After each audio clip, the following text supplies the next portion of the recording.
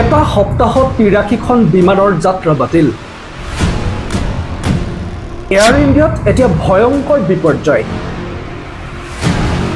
বিপদে যেন লগ এৰা নাই এয়াৰ ইণ্ডিয়াক। ভয়ংকৰ বিপৰ্যয়ৰ মুখত এতিয়া বিমান পৰিবহণ সংস্থা এয়াৰ ইণ্ডিয়া।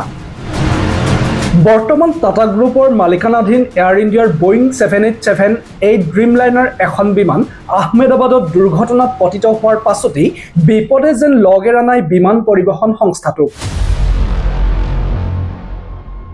বিগত 12 জুনৰ পৰা আহমেদাবাদ লণ্ডনমুখী AI-171 এয়াৰ ইণ্ডিয়াৰ 242 জন যাত্ৰী আৰু বিমান কৰ্মী কঢ়িয়াই নিয়া বিমানখনৰ দুৰ্ঘটনাৰ পাছৰে পৰাই এয়াৰ ইণ্ডিয়াৰ প্ৰতিটো যাত্ৰাত বিধি পথালিয়ে দেখা দিছে।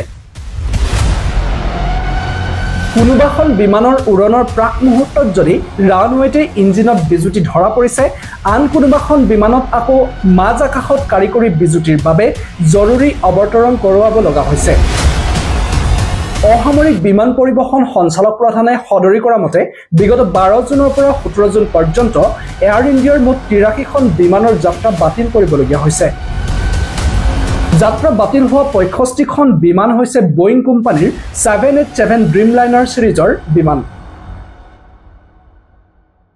বিশ্বৰ আটাইতকৈ সুৰক্ষিত বিমান হিচাপে পৰিচিত বোয়িং 787 ড্ৰিমলাইনাৰ বিমানত সঘন যান্ত্ৰিক বিজুতিয়ে যাত্ৰীৰ লগতে বিমান কোম্পানীটোকো উদ্বিগ্ন কৰি তুলিছে। DGCAৰ ফালৰ পৰা প্ৰকাশ কৰা অনুসৰি শেষ মুহূৰ্তত যাত্ৰা বাতিল কৰিবলগীয়া হোৱা একাধিক বিমানত প্ৰযুক্তিগত ত্ৰুটি ধৰা পৰা বুলিও প্ৰাথমিক অনুসন্ধানত তথ্য লাভ কৰিছে। আনহাতে বোয়িং 787 বিমানৰ নিৰ্দিষ্ট কিছু যান্ত্ৰিক বিজুতিৰ উপৰি সুৰক্ষামূলক কাৰণতেই যাত্ৰা বাতিল কৰা বুলি কোৱা হৈছে। আকস্মিক বিমান যাত্ৰা বাতিল হোৱাত দেশীয় তথা আন্তঃৰাষ্ট্ৰীয় যাত্ৰীসকলে দুৰ্ভোগৰ সন্মুখীন হৈছে।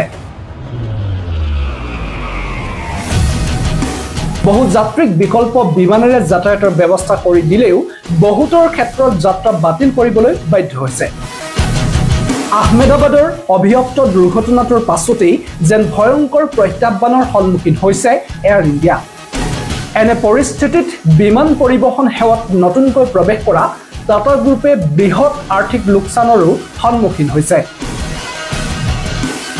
অসামৰিক বিমান পৰিবহণ সঞ্চালকে প্ৰকাশ কৰা মতে 12 জুনৰ পৰা মঙলবাৰ পৰ্যন্ত এয়াৰ ইণ্ডিয়াৰ 462খন বিমানৰ ভিতৰত 18% বিমানৰ যাত্ৰা বাতিল হৈছে। আহমেদাবাদৰ দুৰ্ঘটনাটোৰ পাছতেই বোয়িং 787 বিমানৰ পৰীক্ষণৰ নিৰ্দেশ দিয়াত মঙলবাৰ পৰ্যন্ত 24খন বিমানৰ পৰীক্ষণ সম্পূৰ্ণ কৰা হয় যদিও কোনো গুৰুতৰ যান্ত্ৰিক বিজুতি পোহৰলৈ অহা নাই।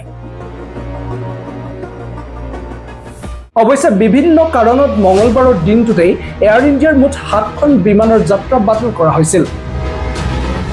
ইয়াৰ 6খন বিমানেই আছিল 787-8 ড্ৰিমলাইনাৰ। বুধবাৰেও ছান ফ্ৰান্সিস্কোৰ পৰা মুম্বাই অভিমুখী এয়াৰ ইণ্ডিয়াৰ এখন ড্ৰিমলাইনাৰ বিমানৰ ইঞ্জিনৰ বিজুতিৰ বাবে কলকাতা বিমানবন্দৰত দীৰ্ঘ সময় বিমানখন আবদ্ধ হৈ পৰে।